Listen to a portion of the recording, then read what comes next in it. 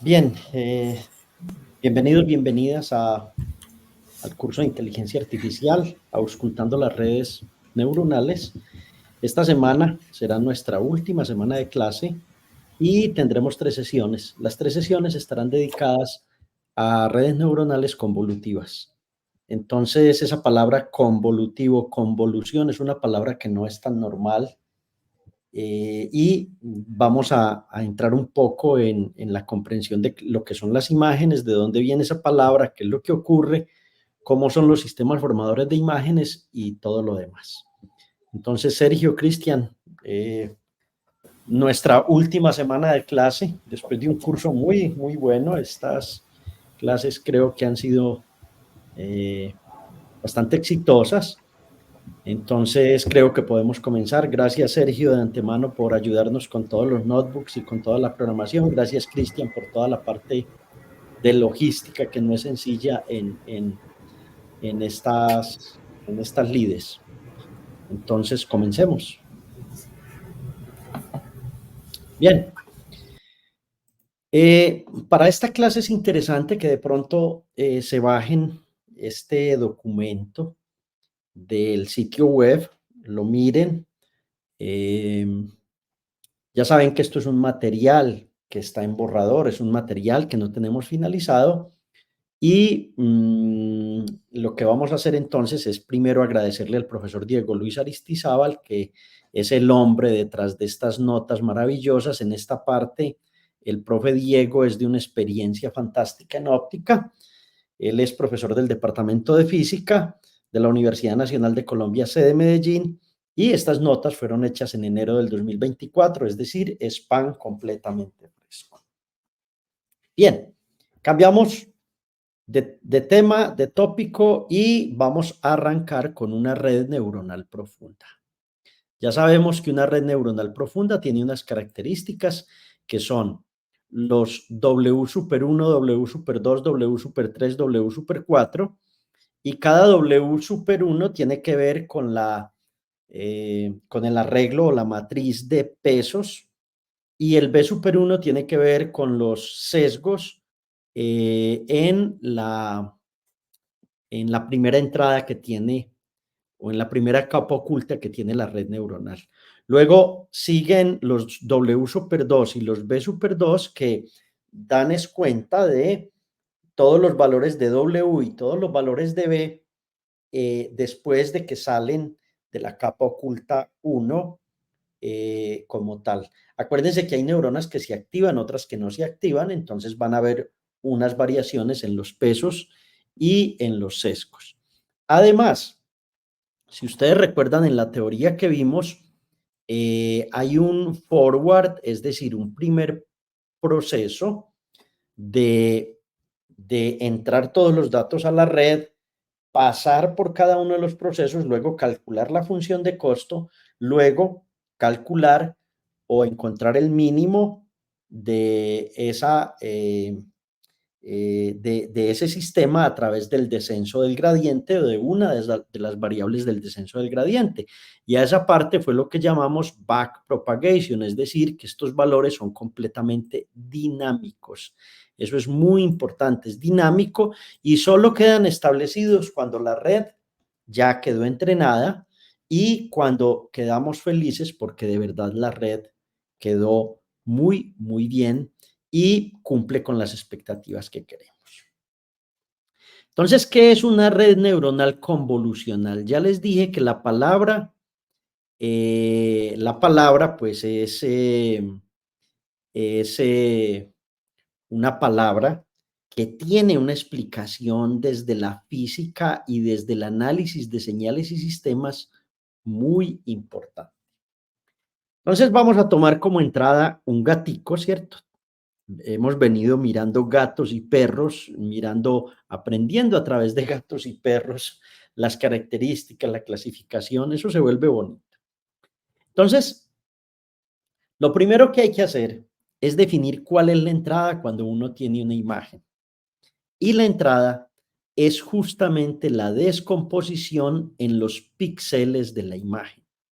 Los píxeles de la imagen van a ser unos valores en un arreglo matricial, ¿cierto? Y esos valores, si la imagen es una imagen en escala de grises, van de 0 a 255, o sea, 256 valores, 2 a la 8, pero si es una imagen como esta, va a tener unas características diferentes y entonces se tienen que acordar de la primera lección que dio Cristian sobre cómo es que se calculan eh, estos arreglos cuando uno tiene colores RGB, ¿cierto? Por decir algo, esa escala de colores. Entonces, en la capa 1 vamos a tener la detección de píxeles, el número de píxeles que se detecta. En la capa 2, los bordes identificados. En la capa 3, vamos a tener una combinación de bordes identificados. En la capa 4 vamos a tener características identificadas y en la capa 5 una combinación de características identificadas. Entonces, ¿qué es lo que ocurre? En las redes neuronales convolutivas, este es el primer sistema, una matriz completa, ¿cierto? Un arreglo en NumPy o un arreglo en cualquier otro lenguaje, donde el arreglo se va a entrar completamente de una buena vez, todo a esas redes neuronales. Luego, esto entra a una capa 2, donde lo que se identifican son los bordes de la imagen, es decir, toda esta parte que tiene la imagen, todos estos se denominan bordes. Luego tengo combinación de bordes, eso es una cosa muy curiosa. Luego características, los ojos, las orejas, la nariz, esas son características como las vimos en una de las clases anteriores. Y luego una combinación de las características identificadas. En la práctica, estas redes no son densamente conectadas, es decir, no hay necesidad de conectar todas las entradas y todas las salidas con la siguiente capa. Y eso se hace por facilidad en los sistemas y porque se ha visto que computacionalmente no es necesario que esa red esté completamente conectada. Densamente conectado es lo que ocurre aquí. Observen que esta red que tengo a este lado, toda esta red neuronal está densamente conectada, ¿cierto? Densamente conectada significa que todo se conecta con todo. Esta entrada se conecta con este, con este, con este, con este. Esta salida se conecta con todas estas y eso se llama un sistema densamente conectado. Entonces, con las redes neuronales convolucionales no vamos a tener esa cantidad de neuronas conectadas. Luego veremos qué es lo que pasa.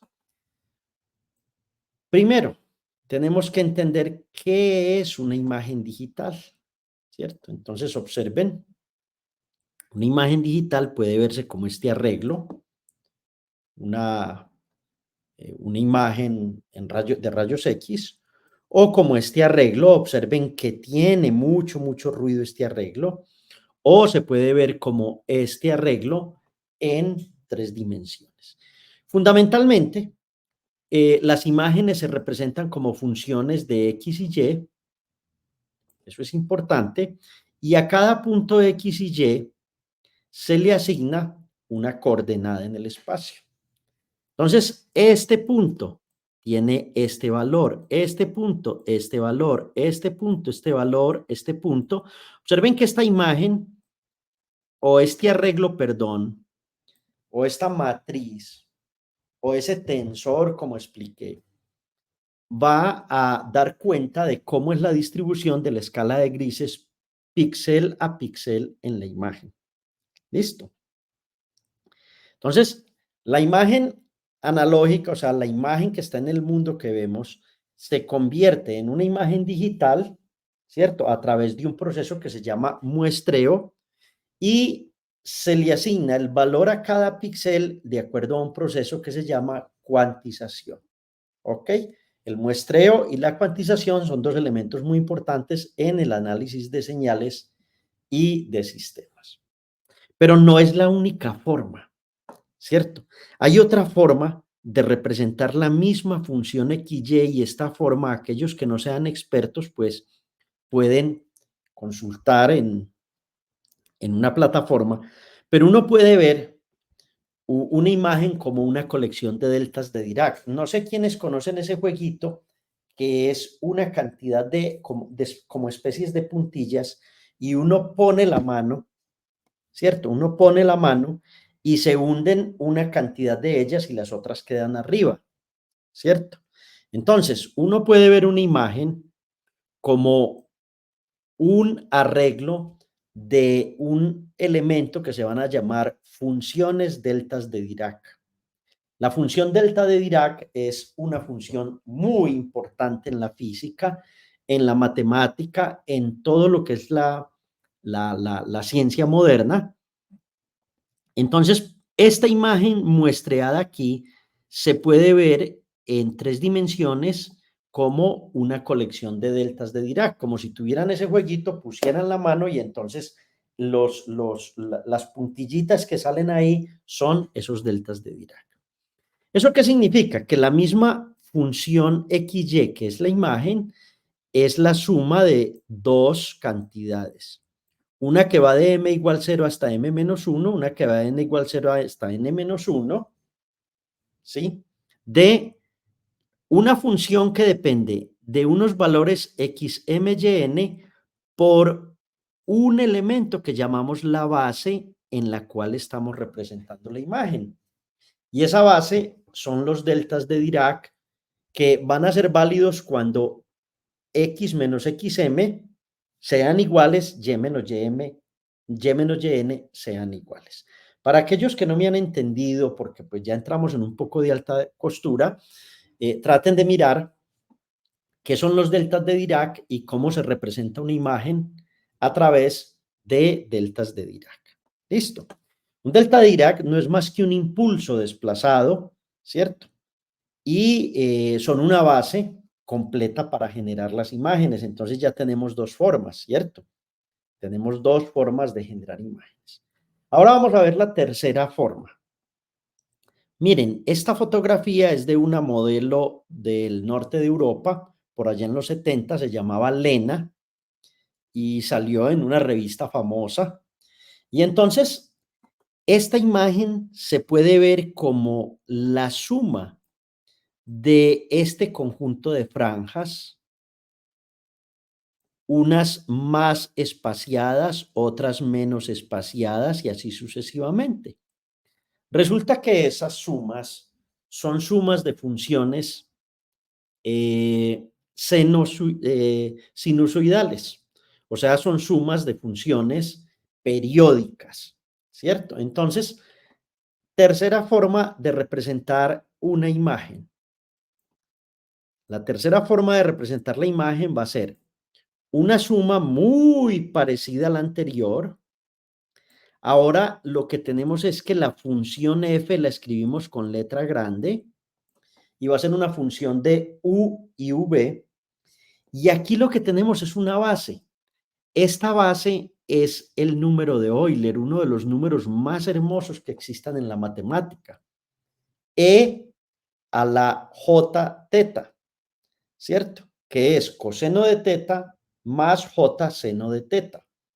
También, aquellos que no me estén entendiendo porque no conocen muy bien esto, pues váyanse un poquito a entender lo que es el número de Euler y cómo esta imagen se puede representar de esta forma, donde la base son exponenciales complejas.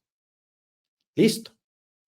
FV se suele llamar la transformada de Fourier de f de xy. Entonces aquí parece que hicimos una cosa. Estamos en un mundo y acabamos de pasar la representación de nuestra imagen a otro mundo. Este mundo se llama el dominio del tiempo. Este se llama el dominio del tiempo. Este señor se llama el dominio de la frecuencia. Los humanos, los seres humanos, todo lo vemos en el dominio del tiempo. Nosotros no somos capaces de apreciar las cosas en el dominio de la frecuencia. Pero los computadores, los sistemas, sí son capaces de entender a través de ceros y unos y de hacer operaciones que van a estar en el dominio del tiempo. Esto se llama una relación biyectiva. Yo no sé si se acuerdan de un poquito de las funciones cuando estaban en bachillerato. Listo. Entonces, estos enrejados sinusoidales tienen unas frecuencias espaciales que corresponden a cada uno de los enrejados y son una base para generar esa imagen. ¿Cuáles son esas frecuencias espaciales? Estas distancias que hay acá. Observen que esta distancia, ¿cierto? Es mucho más grande que esta que tengo acá y es mucho más pequeña que esta que tengo acá y son infinitas, infinitas las funciones senozoidales con las cuales puedo expresar esa imagen. Tercera forma, ¿cierto? Esto se debe a un señor que hizo su tesis doctoral estudiando la teoría del calor y encontró que para comprender cómo el calor, eh, pues, ¿cómo decimos? Cómo el calor tomaba un cuerpo y empezaba a hacer todo este trabajo, él necesitaba utilizar todo esto que se llamó o que se llama la teoría de Fourier en el dominio de la frecuencia. Ok, entonces observen, profe, y entonces esta imagen de esta señora, de Elena, ¿cierto? ¿Cómo se va a ver si uno pudiese verla de alguna manera? Entonces observen, aquí tengo a esta señora y esta señora va o se podrá ver de varias maneras. Se podrá ver en un dominio que es la magnitud de la transformada de Fourier y otro dominio que es la fase. La fase tiene que ver con que esa cantidad es e a la i teta, ¿cierto? Entonces, hay dos informaciones muy importantes en una onda, que son como la genética. Una de ellas es la fase, la otra la frecuencia. Entonces, cuando uno calcula el valor al cuadrado de esa función, encuentra la magnitud, ¿cierto? De la magnitud de esa imagen, ¿sí? Que es una distribución que tiene la imagen. Y encuentra la fase. Este, por ejemplo, es un bicho raro, simplemente es una foto de un bicho raro y entonces observen cómo se distribuye el espectro de Fourier en magnitud es este y el espectro de Fourier en fase.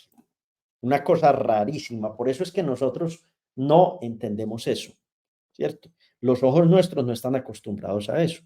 Este punto, este punto, cuando se hace la transformada de Fourier, va a tener una magnitud que son esta cantidad de puntos circulares. Y observen esa fase, es una cosa rarísima, eso parece como de extraterrestres, ¿cierto? Bastante extraño. Lo mismo, este es un punto cuadrado, aquí tengo es un cuadrado, aquí tengo una abertura circular, aquí una abertura cuadrada. Observen cómo es el espectro en magnitud y el espectro en fase. Profe, ¿será posible que en planetas lejanos, civilizaciones diferentes, sean capaces de apreciar el universo en estos términos? Es posible porque hay especies que son capaces de detectar cambios en magnitud o cambios en fase, incluso en nuestro planeta. Esto se llama la transformada de Fourier de las imágenes y es un tema importantísimo porque a través de las transformadas de Fourier prácticamente se puede hacer una matemática nueva, una interpretación nueva y se pueden hacer cosas que prácticamente en el dominio del tiempo son imposibles de hacer. Ok, Fourier. Aquí tenemos Fourier, lo mismo. Esto es la misma representación. Si ustedes ven, estos dos puntos equivalen a esto, ¿cierto? Equivalen a esto y así sucesivamente. O sea, esta imagen lo que está mostrando es que, que esta imagen corresponde a esta función que es una función senoidal. Lo que pasa es que ustedes en su bachillerato aprendieron que las funciones senoidales eran solo una cosa como esta, ¿cierto? Pero cualquier cosa que tenga un periodo, como estas rayas negras, blancas, negra, blancas, eso es una función senoidal. Observen este caso, por ejemplo, observen este otro caso, dos puntos más separados.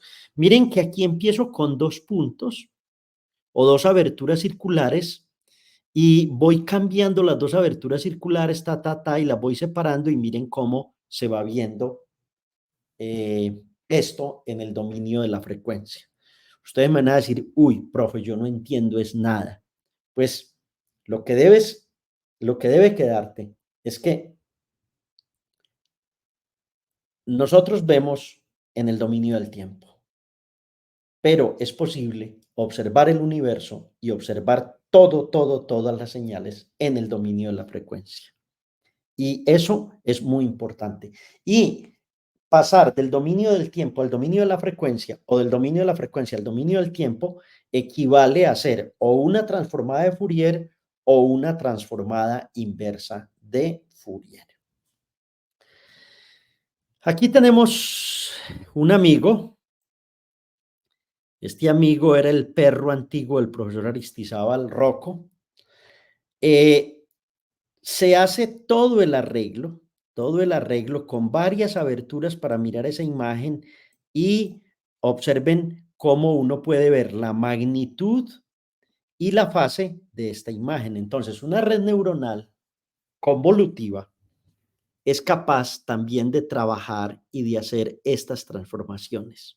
No todas, ¿cierto? No todas, pero la frecuencia espacial es una cosa muy importante dentro de esta imagen porque observen, ahora les mostré dos puntos separados de esta manera, de esta manera, de esta manera, o sea, estos dos puntos equivalen a esta rejilla, estos dos puntos a esta rejilla cuando hacemos la transformada, así sucesivamente, y aquí el señor Rocco equivale a este sistema completo y observen los puntos que tengo morados, a qué equivalen aquí, los puntos verdes a qué equivalen aquí estos y los puntos rojos a qué equivalen dentro de la información que tengo de la imagen.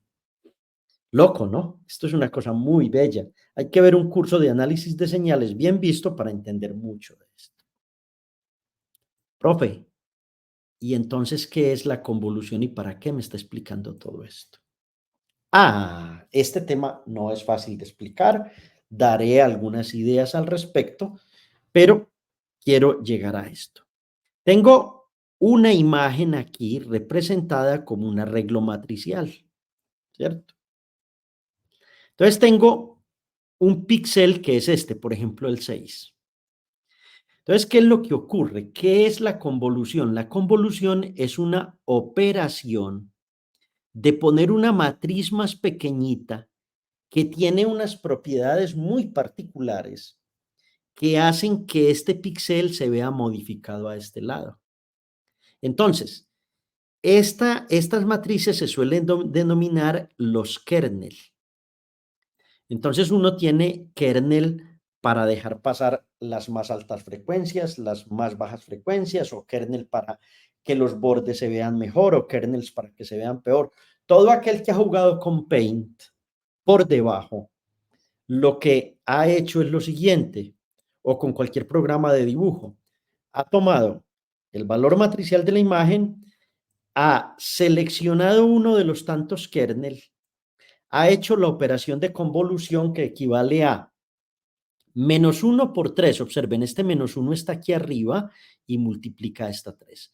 Más 0 por 0, más 1 por 1, este 1 por este 1, más -2 por 2, es este -2 por este 2, más 0 por 6, más 2 por 2, más -1, que es este valor del kernel, por este 2, 0 por 4 y 1 por 1. Es decir, la operación de convolución calcula el valor de un nuevo píxel y ese valor va a ser -3 y lo va a poner en el resultado que tenemos. Convolución, una operación matricial que en el dominio del tiempo es muy difícil, pero en el dominio de la frecuencia es simplemente una multiplicación. Aquí le estamos haciendo en el dominio del tiempo.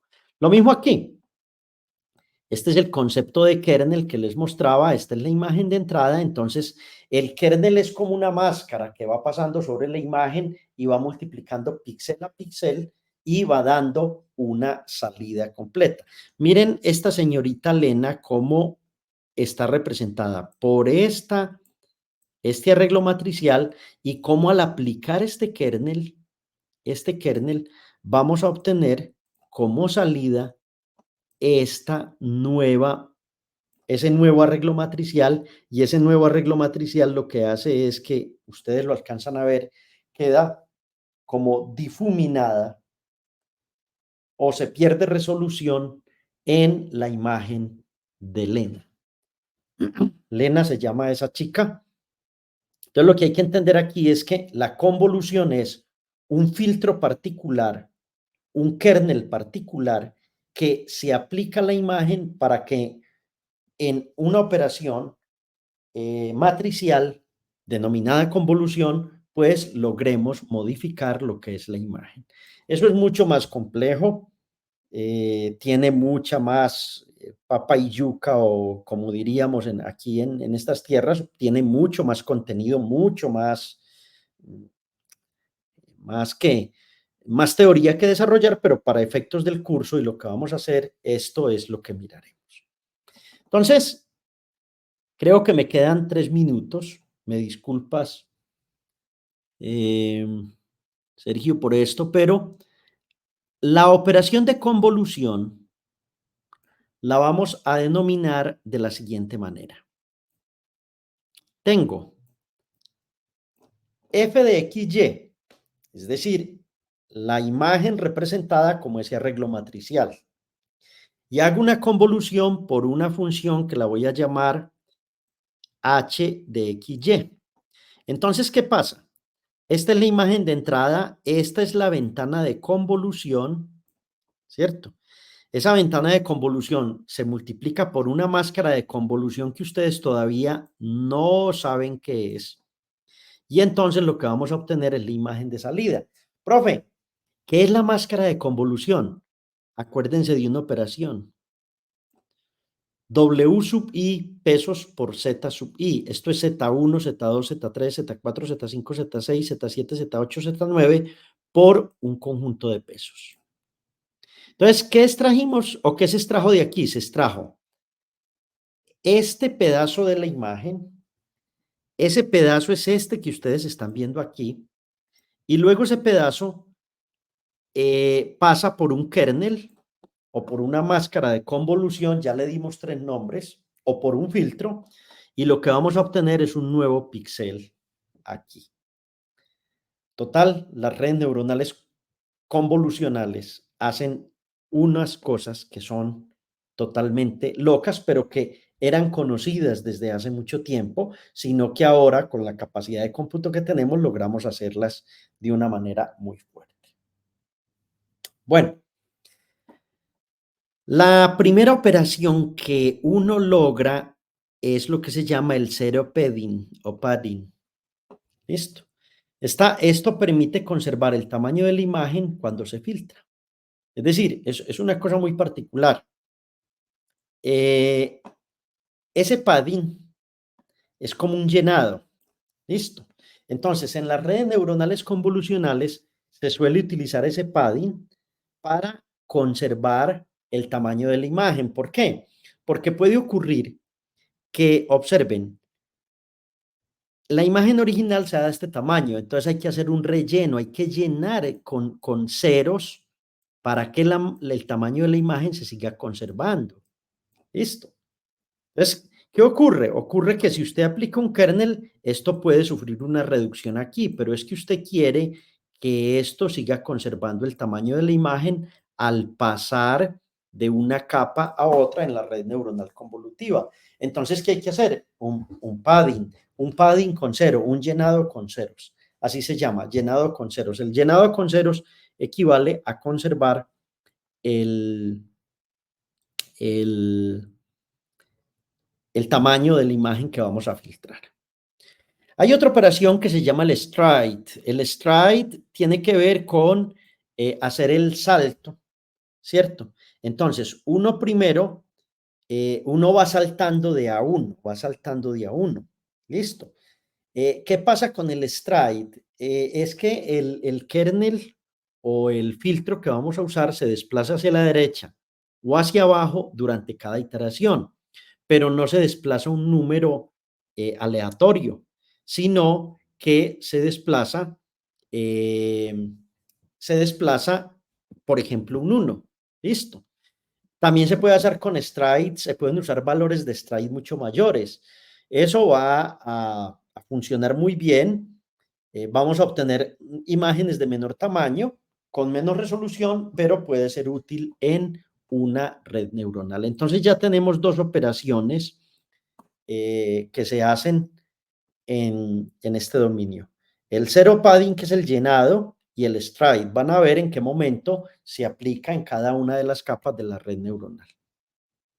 Y el último concepto que quiero dejarlo ya porque me pasé es el max pooling. El pooling significa que vamos a analizar el contenido de la imagen por regiones y vamos a no hacer todo la convolución sobre toda la imagen, sino que vamos a mirar cuáles son los valores máximos que tiene la región y sobre los cuales vale la pena hacer las operaciones. Entonces observen que, por ejemplo, en esta fila uno tiene un valor 20, un valor 30, ¿cierto? Son los dos mayores incluso dentro de estas dos filas, de las primeras dos. Y en este otro lado tenemos un valor muy grande que es 112, ¿cierto?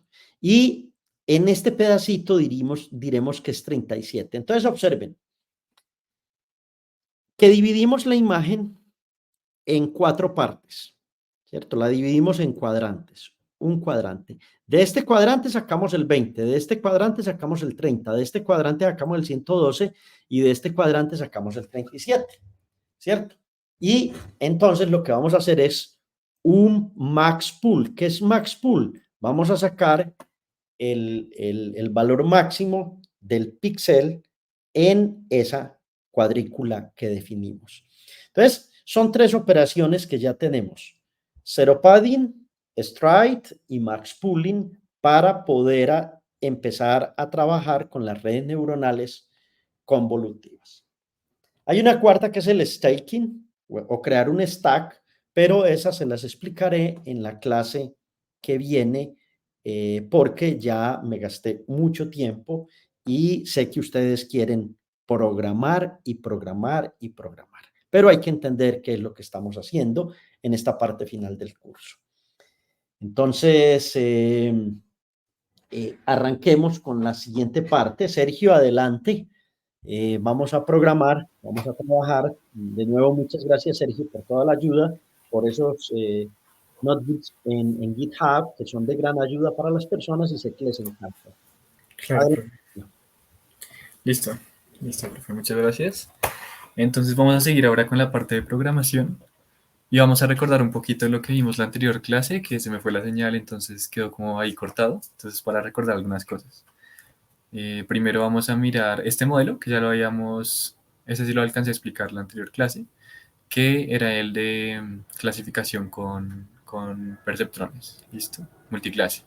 Entonces, en este modelo lo que hicimos en la anterior clase fue hacer todo el proceso del manejo de los datos, que si recuerdan eran los datos de las flores, el dataset iris. Entonces teníamos estos tres tipos de flores y escogimos solamente dos características. Entonces acá podemos ver las que escogimos, que son el, la longitud del sépalo y el ancho del pétalo. Y pues hicimos un modelo de perceptrón multiclase para clasificación y nos dio este resultado, esta clasificación. ¿Listo? Entonces creo que en la parte en la que se fue la señal, ya les había mostrado esta parte de testing, que simplemente fue definir una función para mirar qué tanto se había equivocado la red. ¿Listo? Entonces acá simplemente era mirar que los índices fuesen iguales, es decir, que las predicciones de nuestra red fuesen iguales a lo que debía dar. ¿Listo? Y eso dividirlo por el número de datos. Entonces acá les mostré el ejemplo. Entonces si tenemos estos 30 datos, y estos son los que debería dar la red. Acá debajo tenemos los datos que dio la red, entonces vamos a mirar cuáles son distintos. Entonces podemos ver que toda esta parte es igual, y por acá está el primer dato que es distinto, porque nos debería dar uno y nos dio 2. Por acá hay otro, nos debería dar uno y nos dio 2, y acá nos debería dar 2 y nos dio uno. Entonces solamente había 3 errores, y en este conjunto de datos había 30 datos, entonces era el 10%, y por eso nos dio una accuracy de 90%. ¿Listo?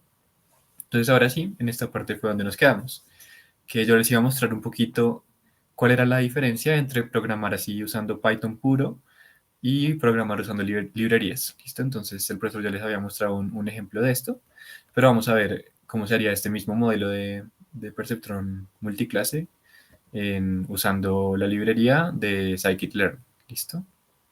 Entonces tenemos primero esta función que es el split, que es la que les he mostrado para dividir el dataset en 4 conjuntos, en 2 conjuntos de testeo y 2 conjuntos de training. ¿Listo?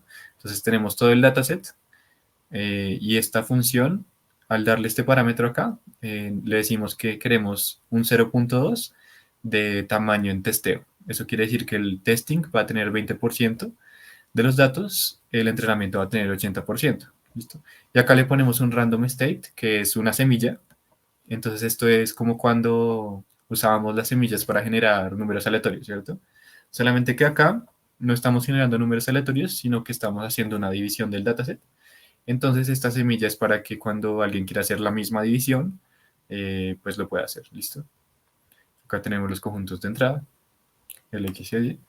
Y listo, y acá definimos el clasificador, que ya lo hemos visto, que es un CGD classifier. Entonces acá tenemos unos parámetros. Tenemos el alfa, las iteraciones, y un estado aleatorio. Entonces este clasificador, pues acá le estamos metiendo los hiperparámetros y va a hacer todo el proceso que nosotros hicimos para el entrenamiento, ¿sí? Nosotros no necesitamos entrenarlo, sino que simplemente le ponemos el punto fit y él se entrena solo con los datos que le damos. Acá tenemos el X-train y el Y-train. Entonces esto nos ahorra todo el proceso de entrenamiento que habíamos hecho en clases pasadas. ¿Listo? Acá está haciendo todo lo del gradiente, todo el gradient descent y el forward y el backward. ¿Listo? Entonces acá tenemos otras funciones que podemos usar con este clasificador, como la de predict. Esta función simplemente es que nosotros tenemos el X-test y se lo pasamos al modelo. Y entonces lo que nos da el modelo va a ser las predicciones. ¿Listo? Entonces le estamos pasando un conjunto de datos al modelo y queremos tener las predicciones. Las predicciones que nos da el modelo después de entrenarlo. Luego tenemos este que es el accuracy score, que dándole los datos del Y-test, o sea, los datos que debería haber predicho y las predicciones que tuvo en realidad, entonces esto puede calcular el accuracy. ¿Listo? Entonces ahora vamos a mirar el accuracy, pero usando esta librería, porque ya la anterior vez lo miramos usando Python y vamos a mirar cómo cambia. ¿Listo? Y esta parte es simplemente para visualizar. Entonces acá vamos a visualizar las regiones y acá como la región de decisión. ¿Listo? Las regiones, es decir, como las partes en las que va a ser de una clase, y la región de decisión, las líneas en las que cambia de clase. ¿Listo? Entonces, bueno, vamos a mirar cómo queda. Acá voy a agrandar un poquito más. Listo. Entonces podemos ver que este modelo también nos dio un 0.9 de accuracy, ¿sí? Entonces eso quiere decir que el modelo que utilizamos le fue bien, ¿sí? Porque estamos usando un modelo con librerías y tuvo un desempeño igual, ¿listo? Del 90%. Acá podemos ver la región de decisión que nos dio el modelo, y lo primero que notamos es que ya no son líneas rectas, ¿listo? Entonces esa es la primera diferencia, que acá ya tenemos como unos cambios en la región de decisión, que no es simplemente líneas rectas como nuestro modelo, porque si recuerdan, nuestro modelo eran una sola capa de perceptrones, de varios perceptrones. Entonces eso hacía que no tuviese no linealidades, ¿listo? Este es un modelo ya más complejo que seguramente tiene no linealidades, y por eso es que se forma una región de decisión más compleja, ¿listo? Y ya. Eso ahí fue donde terminamos la clase pasada. Vamos a mirar este modelo, que es el mismo perceptrón que ya hemos visto, solamente que con varias capas. ¿Para qué queremos que tenga varias capas? porque al tener varias capas, lo que va a hacer es tener una complejidad mayor y podemos hacer algo con las funciones de activación para que tengan no linealidades. ¿Listo? Entonces vamos a empezar a mirar este nuevo modelo. Vamos a, primero, elegir un conjunto de datos aleatorio, como cuando nosotros hicimos una parábola, si se acuerdan que nosotros, no, lo hicimos con una recta. Teníamos una recta y alrededor de esa recta nosotros dibujamos puntos con cierto error para luego mirar si un modelo podía encontrar la recta. ¿Listo? Entonces vamos a hacer lo mismo, solamente que ahora con una parábola. Entonces vamos a coger una parábola, que es la que tenemos acá abajo. Y es igual a menos 0.5 por x al cuadrado, menos 2x más 2. Y le vamos a añadir esto, que es cierto error. ¿Listo? Entonces, pues es un error con unos números aleatorios que estamos generando con esta semilla. Y ese error lo que va a hacer es que nos va a permitir dibujar puntos que se parecen a una parábola, ¿sí? Que están cerquita de una parábola. Entonces, ¿para qué estamos haciendo esto de la parábola? Porque nosotros queremos este modelo de varias capas, ¿listo? Entonces queremos probar un modelo de varias capas y queremos ver si ese modelo de varias capas puede hacer eh, una regresión no lineal, ¿listo? Al hacerlo con una parábola va a tener cierta curvatura que si lo intentáramos aprender con un modelo lineal, tendría bastante error. ¿Listo? Entonces vamos a mirar si nuestro modelo con varias capas puede aprender esta parábola. Acá estamos simplemente mandando a NumPy Arrays los datos. Listo. Entonces primero vamos a mirar cómo resultan ser los datos y vamos a visualizar los datos. ¿Listo? Entonces esta función es para visualizar los datos. Entonces acá tenemos el xtrain, que si nos damos cuenta son simplemente valores, ¿sí? Entonces tenemos un valor, otro valor, porque nosotros vamos a dibujar puntos en un eje, ¿listo? Entonces necesitamos un vector de x y los correspondientes y, ¿listo? Entonces acá tenemos el xtrain y después vamos a tener el ytrain, que también son valores, ¿listo? Entonces al graficarlo, haciendo el scatter, tenemos estos puntos, ¿listo? Acá podemos ver que se forma la curvatura que les decía al usar esa parábola. En este caso es como media parábola que está abriendo hacia abajo, ¿listo? Entonces tenemos esta parábola, que en realidad es un dataset que se parece a una parábola porque le pusimos cierto error, ¿listo?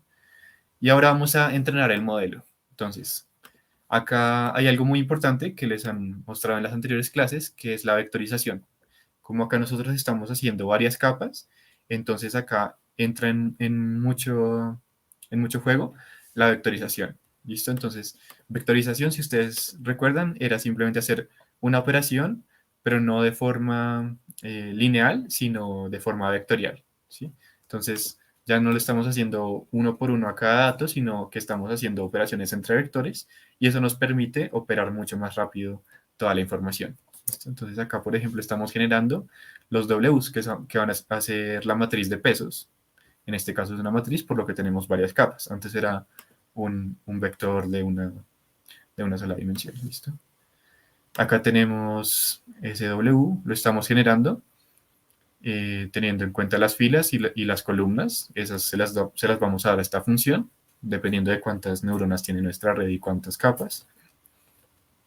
Y acá estamos generando unos pesos aleatorios. ¿Sí? Esto era lo que habíamos visto en alguna clase, lo que habíamos hablado. Alguien preguntó una vez que por qué se inicializaba en ceros y en unos, sino en otro valor. Y entonces acá hay un ejemplo en el que se hace de forma aleatoria. ¿Listo? Y entonces estas dos líneas de código son simplemente, acá estamos añadiendo valores aleatorios y estamos ahí añadiendo tantos valores aleatorios como filas por columnas. ¿Listo? Entonces, eso va a ser un vector lineal de un tamaño de filas por columnas. ¿Listo? Y luego, como teníamos un vector lineal, lo vamos a volver una matriz, es decir, un vector de un tensor de 2 dimensiones. ¿Listo? Entonces, acá tenemos el reshape, que lo que va a hacer es coger nuestros valores en fila y los va a organizar en forma de matriz de filas y columnas. ¿Listo? Eso es lo que está haciendo acá. Y ya, ahí tenemos los pesos inicializados. Entonces, ahora vamos a usar esa función que acabamos de definir. Entonces, acá estamos generando los pesos y los estamos llamando W1. Luego tenemos otros pesos, que son los W2, para la capa de salida. ¿Listo? Listo. Acá, por ejemplo, toca tener en cuenta que se está poniendo este K1 y este K2, que son el número de neuronas. Y en la capa de entrada tenemos el M, que es el número de datos que tenemos, el número de X, ¿verdad? El número de X que tenemos. ¿Listo? Luego tenemos los Bs, que los sesgos sí se van a inicializar en unos, y acá estamos inicializándolos en el tamaño de las neuronas que hay en cada fila. ¿Listo? Entonces este es el número de neuronas en la fila 1 y el número de neuronas en la fila 2. Y los sesgos sí solamente son un vector lineal. ¿Listo? Ustedes pueden pensar que estos pesos son una matriz, porque a pesar de que nosotros tenemos solamente una columna, a cada neurona de la columna le estamos dando la entrada de varios datos de antes. ¿Listo? Entonces, por eso necesitamos una matriz.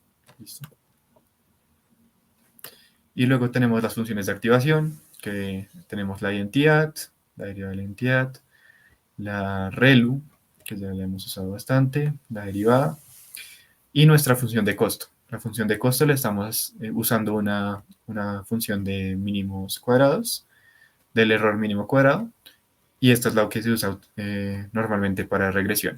¿Listo?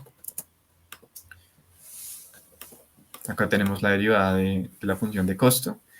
Y listo, ya tenemos nuestro entrenamiento en esta parte. Empieza el entrenamiento. Entonces vamos a hacer el forward usando todos los datos iniciales y los pesos y los sesgos iniciales. ¿Listo? Entonces empezamos con el Z, que va a ser igual a lo que salga después de la primera capa. ¿Listo? Entonces acá hacemos el WX más B de la primera capa, que en este caso el X es el X de entrenamiento, los W1 que iniciamos y los sesgos que iniciamos también. Luego de hacer este cómputo, pues pasamos por la ReLU, y después de esto hacemos el mismo proceso, pero ahora para tener un Z2, es decir, que ahora estamos pasando esos datos a la siguiente capa y hacemos el W2 por H más B2, que este H es el que obtuvimos de la primera capa. ¿Listo? Entonces estamos haciéndolo secuencialmente y de esa forma obtenemos el Y gorrito, que el Y gorrito es el final de la red, porque solamente tiene dos capas. ¿Listo? Acá es importante ver que nosotros lo estamos haciendo todo de forma matricial, ¿sí? Entonces acá estamos usando mucho la vectorización. Después tenemos el backward, en el que tenemos el W1, el W2, Z1, Z2, H y Y gorrito. Entonces en este backward ya tenemos lo que nos dio la red después de mandar todos los datos hacia adelante. Y acá es donde actualizábamos los pesos. ¿Listo? Entonces en el backward es donde actualizamos los sesgos, los pesos y los sesgos. Listo. Entonces acá calculamos los gradientes. Estos cálculos del gradiente son análogos a los que vimos. De hecho, el código es básicamente igual, solamente que se está haciendo de forma vectorial. ¿Listo? Se está haciendo de forma vectorial y ahí es donde entra el problema que les hablaba el profesor, que es que cuando tenemos muchas capas, cuando empezamos a tener muchas capas, para calcular el gradiente, como estamos haciéndolo eh, para muchos valores para muchas derivadas, ¿sí? Estamos usando muchas derivadas, entonces la red empieza a ser un poco ineficiente, es decir, que se necesita mucha capacidad de cómputo para poder entrenar la red cuando tenemos muchas capas, ¿listo? Entonces ahí uno empieza a mirar cómo, qué hacer con la red, si es bueno tener tantas capas o si uno puede agregarle más neuronas, dependiendo de lo que uno necesite, uno también piensa que sería lo mejor para la estructura de la red, ¿listo?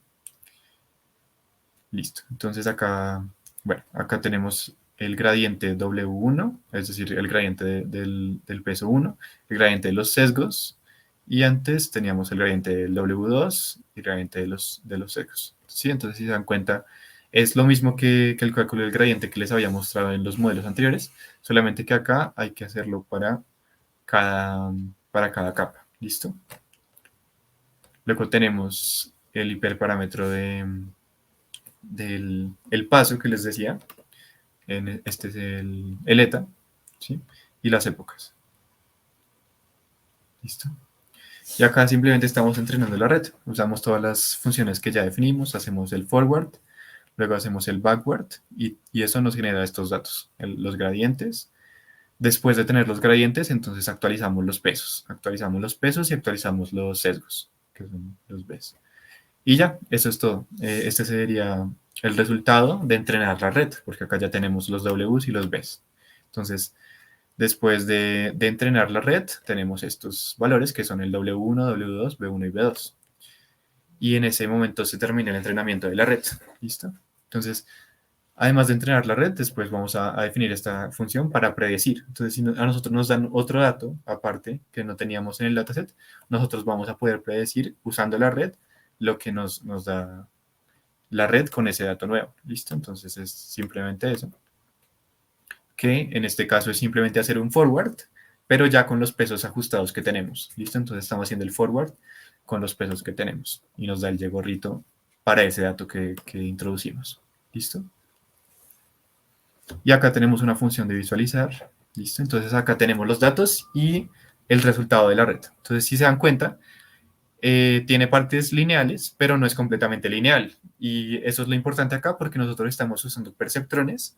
Entonces, en principio, no debería ser no lineal, ¿cierto? Pero nosotros estamos usando perceptrones en varias capas. ¿Listo? Entonces, eso añade cierta complejidad a la red, que es la que nos permite trazar como si fueran dos líneas, en este caso. ¿Listo? Y estas dos líneas se acercan mucho más a la parábola que definiría estos datos. ¿Sí? Entonces, este modelo es mucho mejor que una sola capa de perceptrones para aprenderse estos datos. ¿Listo? Acá les dejo esta tareita, que es bien chévere. Si quieren la podemos revisar, de hecho, en una de las clases siguientes. Podemos jugar un ratico en esta página, que es de TensorFlow. Es una página en la que ustedes pueden entrar y tienen una red neuronal visual. ¿Listo? Entonces tienen todas las neuronas y ustedes pueden añadir neuronas, añadir capas, simplemente cliqueando botones. Pueden mirar distintos datos y mirar distintas funciones de costo, funciones de activación y mirar qué pasa con la función de costo. Entonces es muy bonita porque ustedes pueden ver visualmente todo y simplemente tocando botones mirar qué pasa. ¿Listo? Entonces se las recomiendo para que la vayan mirando. Ahorita les dejo en el chat el link para que entren. Igual también está acá en el notebook. Y listo, eso sería el final de este notebook. Vamos a mirar ahora un poquito de lo que vimos hoy, que fueron imágenes. Y ya por acá dejaríamos los modelos de perceptrón, que vimos hartos. Vimos perceptrón simple para regresión y clasificación. Varios perceptrones en una sola capa para clasificación multiclase. Y este último que fue perceptrón multicapa. ¿Listo? Entonces, este fue como el más poderoso porque nos permitía hacer una no linealidad. ¿Listo? Y les dejo acá la red de TensorFlow y en las siguientes clases miramos qué es lo que pasa ahí con cada uno de los botones y los parámetros que tenemos en esa red. ¿Va? Ahora voy a compartir otro notebook. Entonces, esperen un momentico. Dejo de compartir y presento otro notebook. Este otro notebook es de la semana 4. Es de la semana 4. Y ese ya también lo pueden encontrar en el GitHub. Le va a corregir algunas cositas y lo actualizo. Y en este notebook lo que tenemos es lo que vimos hoy de imágenes y al final vamos a tener los modelos de redes convolucionales. ¿Listo? Entonces vamos a tener cositas de imágenes y de redes convolucionales. Entonces vamos a mirar en estos minutos que nos quedan algunas cositas de imágenes. Yo les subí ahí en el notebook también dos fotografías que yo usé en el notebook para que puedan descargarlas y que usen las mismas fotografías. Entonces, primero les voy a enseñar cómo subir la fotografía. ¿Listo? Acá tenemos, entonces ya miramos algunas cositas de las imágenes. Entonces les voy a mostrar cómo subir una imagen acá. Entonces tenemos acá este botón que es para los archivos.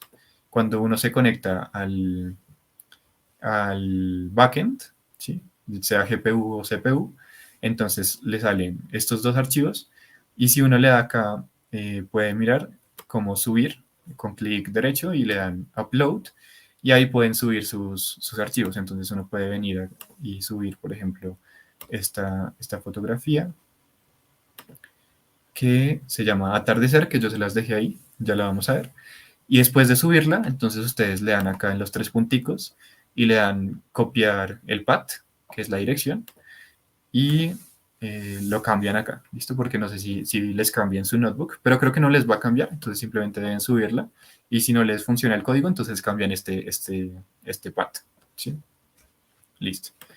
Entonces, con eso vamos a subir la imagen al notebook y luego usando esta librería que es Matplotlib, eh, la leemos, ¿listo? Entonces leemos la foto que tenemos ahí o la imagen. Entonces yo llamé imagen original a ese atardecer que se ve de esta forma, ¿listo? Es una fotografía, de hecho yo la tomé, entonces esta fotografía tiene bastantes píxeles, ¿sí? Si podemos ver acá va de 0 a 4000, como 4100, ¿sí? Un poquito.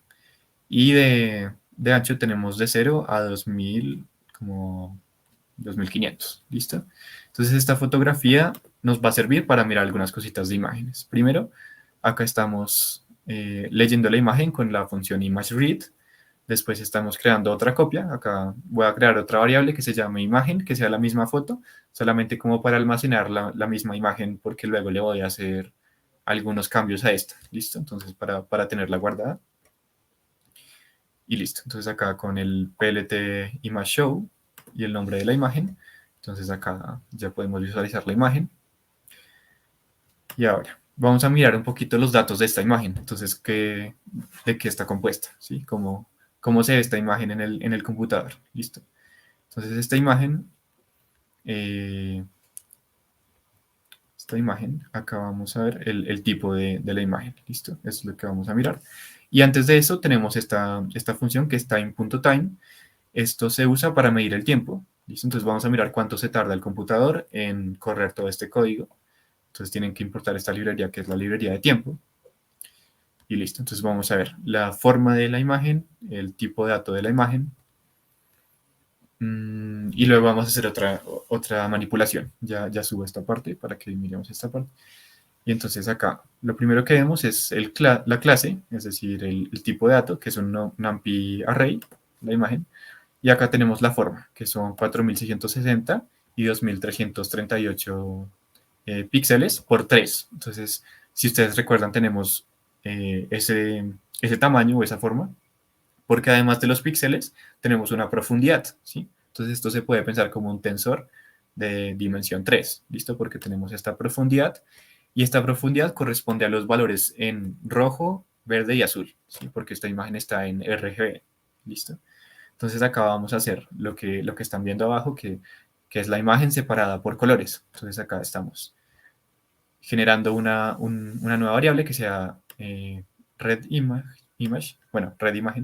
imagen roja, y acá estamos haciendo una copia de la imagen que tenemos, pero luego simplemente vamos a borrar primero, o hacer ceros, los canales del verde y el azul, ¿listo? Entonces para que nos queden solamente sumando los canales del rojo, ¿listo? Entonces eso lo hacemos cogiendo todos los píxeles en X, todos los píxeles en Y, y volviendo los datos correspondientes a la primera dimensión en profundidad, 0, ¿listo? Entonces esos serían los correspondientes al verde, si no estoy mal, no, sí, al verde, y luego el 2 va a corresponder a los datos correspondientes al blue. ¿Listo? Luego hacemos el mismo proceso para la imagen en verde, además de rojo lo hacemos en verde, solamente que acá pues no borramos el 1 y el 2, sino el 0 y el 2 para que nos quede el verde.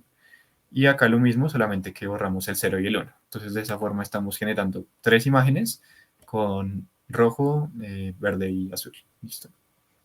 Y tenemos este código para visualizar. ¿Listo? Entonces, bueno, una cosita que cuando tenemos varias gráficas, se usa este comando que es axis y acá el número, entonces axis 0, axis 1, axis 2 y axis 3, dependiendo de lo que le vamos a poner a cuál imagen. ¿Listo? Entonces acá tenemos el título, imagen original, y se lo ponemos al axis, a x0, que quiere decir que ese título lo va a tener la primera imagen que salga. ¿Listo?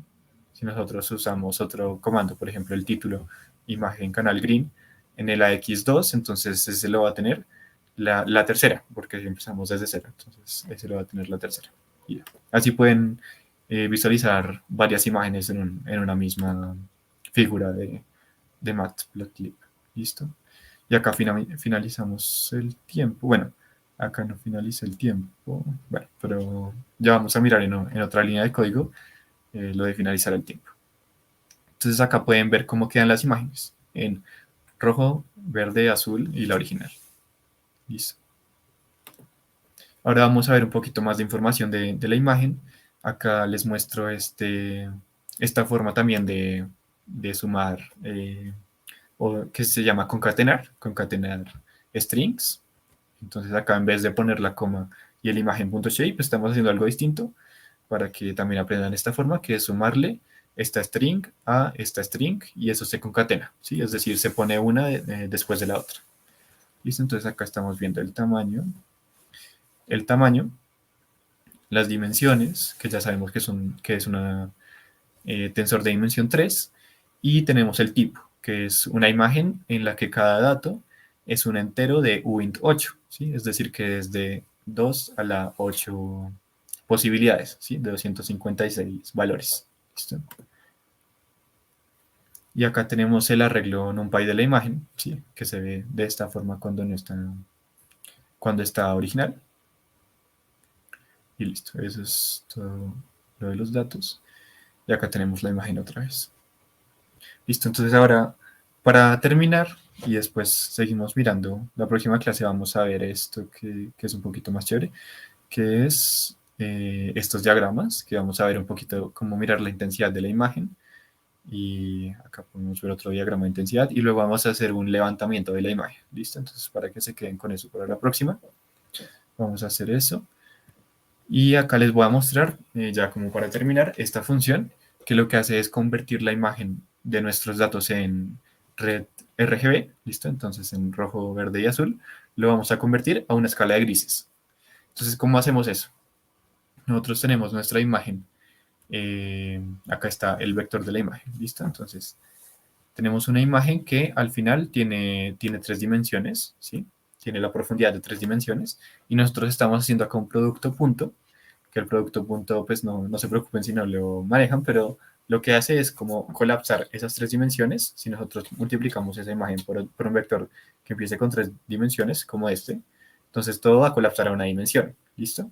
Eso es lo que estamos haciendo, y eso lo pueden pensar simplemente como que estamos dándole valores a cada tipo de dato, ¿listo? Entonces a los red les ponemos 0.2989, al green le ponemos 0.58 y al blue le ponemos este valor, y eso lo sumamos, ¿listo? Así funciona el producto punto. Entonces estamos multiplicando este por cada uno de los píxeles en rojo, este por cada uno de los píxeles en azul, en verde, y este por cada uno de los píxeles en azul. Y luego eso se suma, entonces nos queda simplemente un vector, y ese vector va a estar ya en escala de grises, porque va a ser solamente un vector, y al multiplicarlo por estos valores nos va a quedar del tamaño de la escala de grises. ¿Listo? Entonces acá tenemos cómo queda en escala de grises. ¿Listo? Ahí para que dejemos por ahí esta parte. Y les quiero mostrar también algo que vamos a ver también la próxima clase, cuando tengamos un poquito más de tiempo, y es los filtros que vimos hoy. Por ejemplo, acá tenemos otra imagen que es una imagen de un fractal. Esto se llama un fractal. Es un objeto bastante bonito de matemáticas. Y tenemos este fractal, y bueno, también lo estamos convirtiendo a escala de grises, pero lo que les iba a mostrar es que vamos a aplicar filtros, como los que vimos hoy.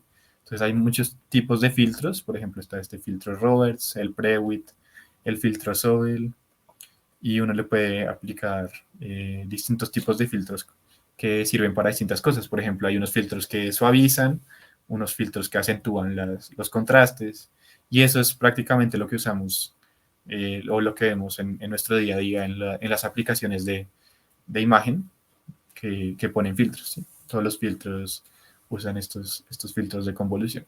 Entonces dejemos por ahí esta parte, y espero que haya quedado claro el modelo de multicapa y esta primera parte de imágenes. Listo.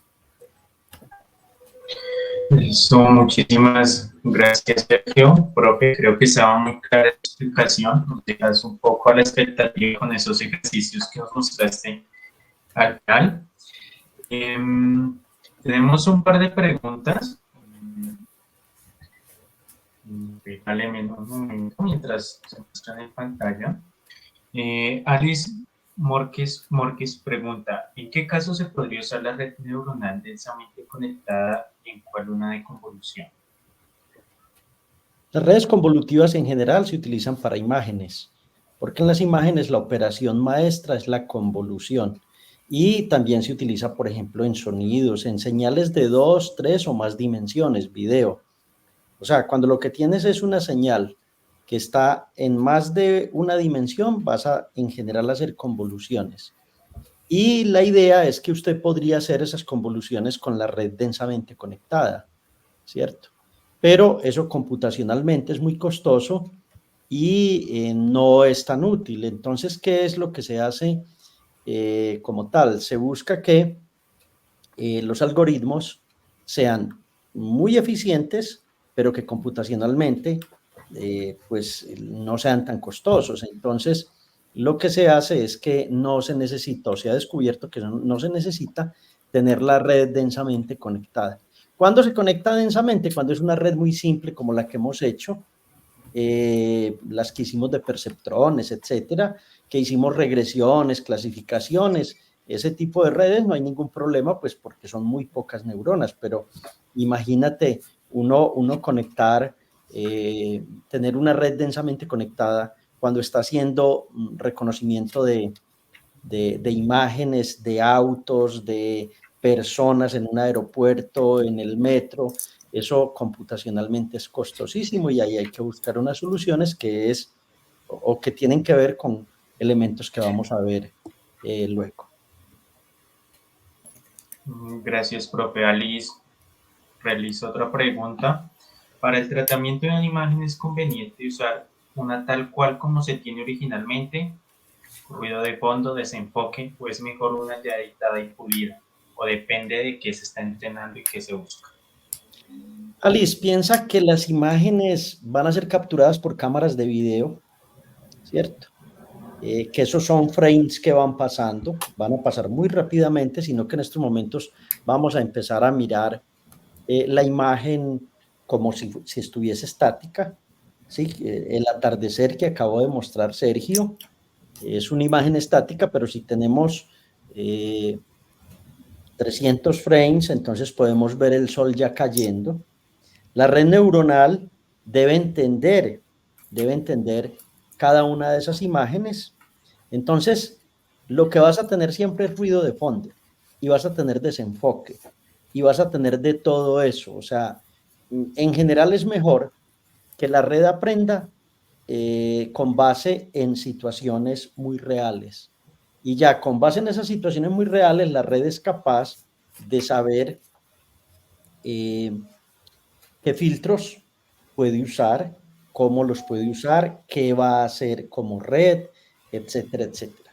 En esencia, depende mucho del problema, pero entre menos tengas que pulir la imagen, más vas a forzar a la red que aprenda. Y entonces, al forzar a la red que aprenda, vas a tener los benditos problemas que vemos en las redes neuronales, y es que la puedes sobreentrenar o la puedes subentrenar o sencillamente no estás logrando el objetivo con la precisión que quieres.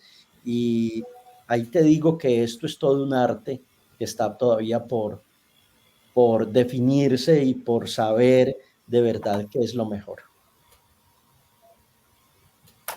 Gracias, profe.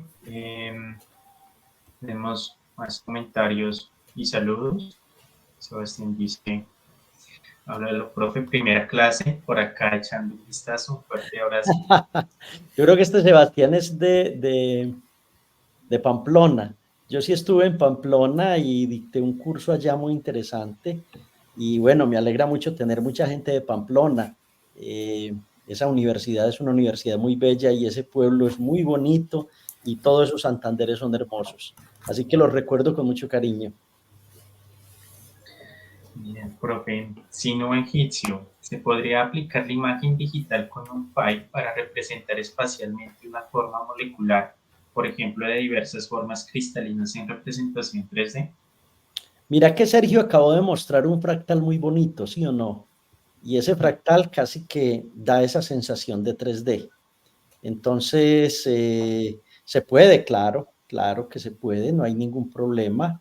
Eh, eh, es posible, no hay ningún problema. NumPy es un poder manejando imágenes, o sea, no sé, Sergio, yo creo que esta pregunta es muy para ti también, en ese sentido en que de verdad NumPy le permitió a uno hacer unas cosas que uno, aquí lo que hemos explorado en NumPy es mínimo comparado con lo que uno puede hacer.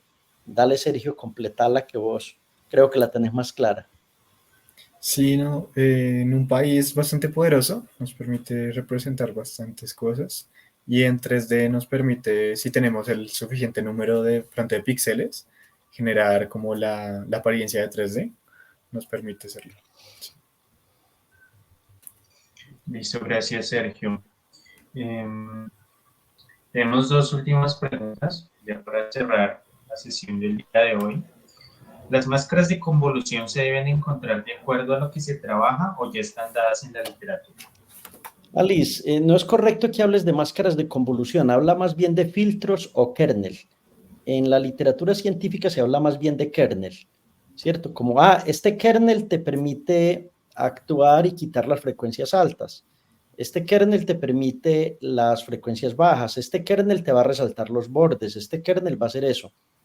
Sí, Alice, en general en la literatura a lo largo de los años de todo el procesamiento digital de señales y de imágenes que se ha estudiado, ya se tienen muy bien predefinidos cuáles son los kernel o lo que tú llamas máscaras de convolución, que en realidad, como te digo, pues no es correcta la palabra, es mejor que utilices kernel, y el kernel hace una convolución, o sea, hace una convolución entre el arreglo de la imagen, o sea, la matriz que representa la imagen, y el kernel o el filtro. Son las tres formas. Se suele llamar también filtro porque puede actuar como un filtro que deja pasar bajas frecuencias o altas frecuencias o pasar todo. Por eso esa palabra filtro viene de señales en una dimensión y viene mucho de la electrónica. En la electrónica es fundamental en los sistemas hacer filtros que quiten frecuencias que uno no quiere y que uno pueda sintonizar la emisora donde de verdad se va a estar bien sintonizada. Entonces, de ahí, de esa parte de señales de radio y de circuitos electromagnéticos y circuitos RLC, se empezaron a hacer los filtros analógicos, que son los filtros de Chebyshev, los filtros de, bueno, esos tienen unos nombres rarísimos, son por allá de los 70, 80, 90, que son filtros analógicos. Cuando ya se inventaron los computadores, entonces se empezó a trabajar todo el filtrado digital. Y el filtrado digital, efectivamente, es una investigación que tiene, podríamos decir, unos 80 años de avance y ya está muy bien definido qué filtro puedes usar en qué operación. Entonces la literatura te los da. Listo, profe, muchas gracias. Creo que Alice, complementando la pregunta anterior, dice, y para saber si es la máscara deseada, ¿se puede aplicar en una cierta región o cómo saber que la que se tiene es lo que se busca y que trabaja adecuadamente? Alice, experiencia, y cuando no hay mucha experiencia, ensayo y error. Esa es la forma. O sea, cuando tienes un especialista que ya tiene mucha experiencia, ya él sabe qué es lo que hay que hacer, como cuando el diseñador gráfico coge una imagen y te la vuelve bella en 2 o 3 minutos, porque el tipo todos los días trabaja con eso. Él aplica kernels, aplica filtros, que incluso él por debajo no necesita pensar en ellos, pero ya él sabe qué filtro le va a hacer qué trabajo. O sea, esa persona ya tiene mucha experiencia. Pero si tú estás empezando, pues es un asunto de ensayo y error, que me gusta, que no me gusta, es más eso. Creo que esa es una buena respuesta. No sé, Sergio, si tienes algo para decir ahí de más. Sí, no, creo que es simplemente eso, ensayo y error, hasta ver qué es lo que funciona. Sí, exactamente. Listo, ya no tenemos más preguntas en el chat. Gracias, Sergio. Gracias, profe. Nos vemos el día miércoles y el día viernes. misma hora, mismo canal. La página web ya la tenemos actualizada, entonces ya no tenemos las 3 semanas que aparecían inicialmente, sino las 4, incluyendo esta. Y el material está organizado de tal manera que módulos, presentaciones, videos y notebooks concuerdan con las clases que hemos realizado. Eso sería todo. Muchas gracias. Chao, chao. Chao, chao. Gracias, Cristian. Chao. Gracias, Sergio. Gracias, Cristian. Gracias, profe.